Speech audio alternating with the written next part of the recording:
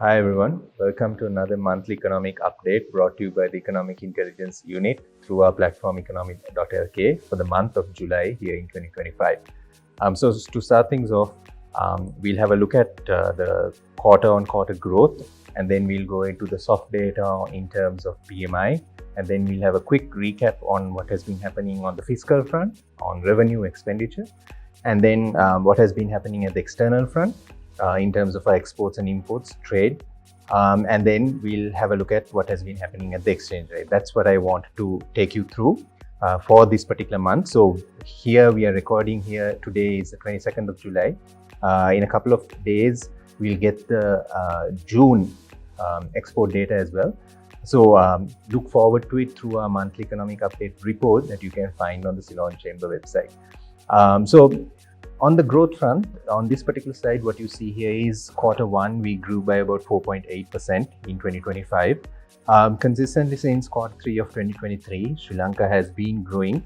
For 2024, as you know, on average, Sri Lanka grew at around 5%.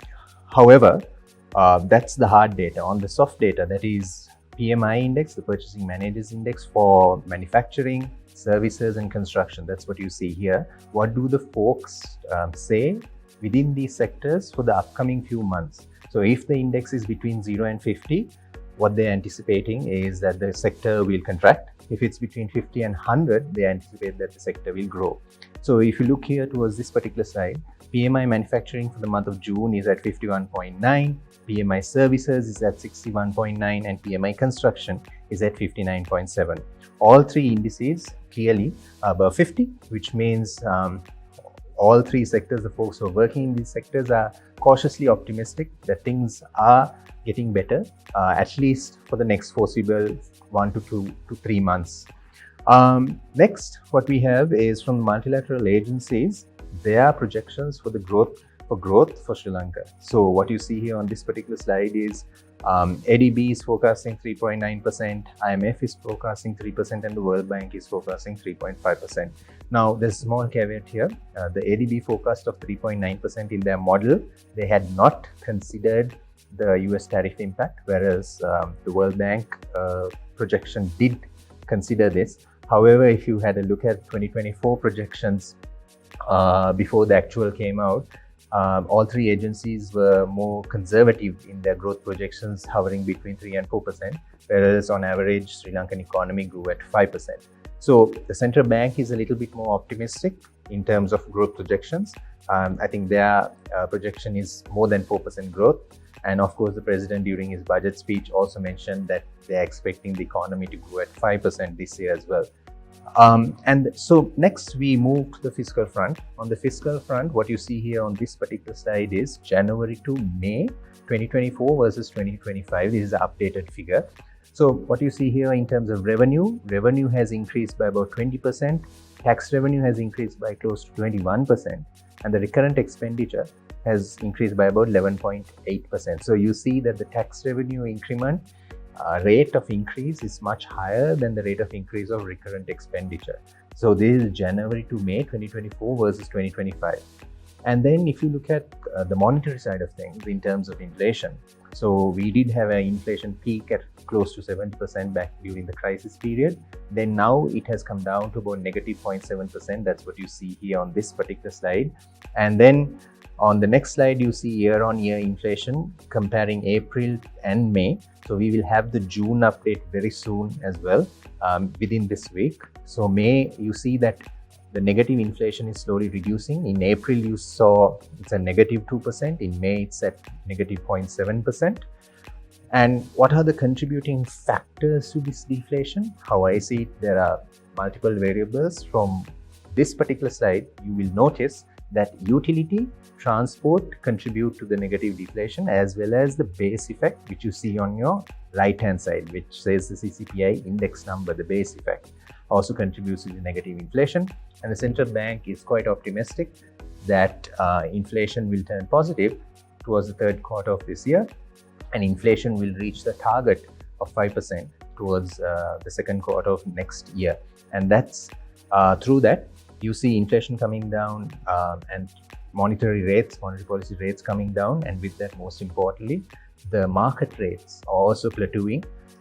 So most important, that's what you see here on this particular slide. In orange, you have the average weighted prime lending rate, which was hovering more than 25% back in 2023 Jan, has come down to about hovering around 8 to 8.5%.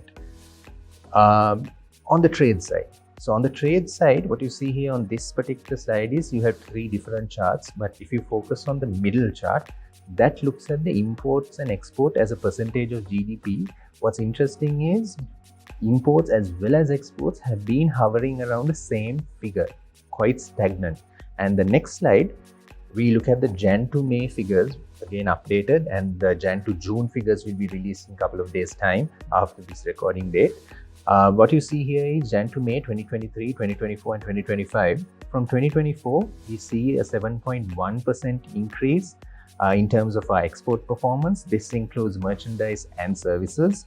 And the next slide looks at different exports such as agricultural exports and industrial exports. Both have grown. That's quite encouraging to see, but what's more encouraging is to look at the June figures as well as going on to July, August, because the US Trump tariffs, the deadline has been extended to 1st August. So during this period of time, Sri Lankan government is engaging with the USTR. Right now, the tariffs are at 30%. It has come down from 44 to 30%. But what we really need to see is what are the tariffs being imposed on India, on Indonesia, our competitor countries. That's what's most important, because the relative tariff is critical in this case. Next up, what you have is the comparison of merchandise export destinations January to May 2024 compared to 2025. To the US, still you see on this particular slide that there's an improvement. Also to India, to the UK, there's an improvement in terms of our export performance. Comparing 2024 figures to 2025. And then another inflow of foreign currency is through our worker remittances. Jan to June 2025 has obviously done much better than Jan to June 2024. That's what you see on this particular slide, where you get about $3.7 billion coming in Jan to June of this year, as opposed to $3.1 billion Jan to June 2024. And the next slide talks about the tourism performance. In terms of tourism numbers, you have in orange, and the tourism earnings you have in blue. And both figures have improved this year, Jan to June, compared to last year of Jan to June. And then finally, our gross official reserves. As at end May, it was at about 6.3 billion. That's what you see here on this particular slide. But as at end June, it has come down slightly to about $6 billion. What's interesting here is the IMF has a forecast of about $7.3 to $7.5 billion target for the central bank's foreign currency reserve.